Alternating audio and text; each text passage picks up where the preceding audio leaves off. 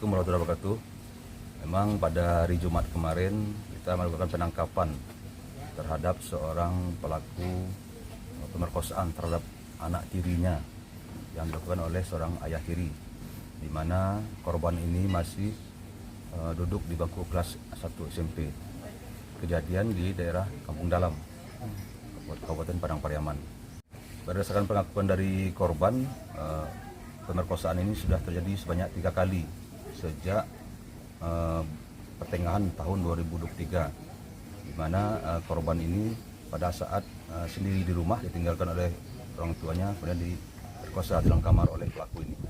Kejadian terjadi sejak tahun 2023, bulan April 2023, dan pelaku ini berdasarkan hasil penelusuran kita juga residipis dalam perkara pencurian dengan kekerasan di Kota Bukit Tinggi pada tahun 2017, di mana korbannya meninggal dunia dan pelaku ini divonis 9 tahun di Pengadilan Negeri Bukit Tinggi. Ini sekarang mungkin karena pelaku ini memang sudah ada riwayat kriminal, pelaku kriminal, jadi dia hanya berkedok menikahi ibu dari korban ini karena mengharapkan harta dari ibu korban, karena dia sendiri tidak mempunyai pekerjaan tetap, hanya serabutan.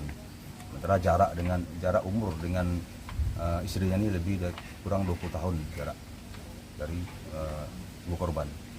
Kronologis terungkapnya kasus ini berawal dari korban ini tidak mau lagi tinggal di rumah ibunya.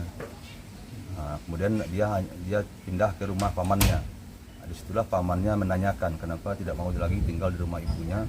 Kemudian terungkaplah bahwa dia telah diperkosa oleh ayah tirinya ini. Oke, ancaman sama ya Pak ya?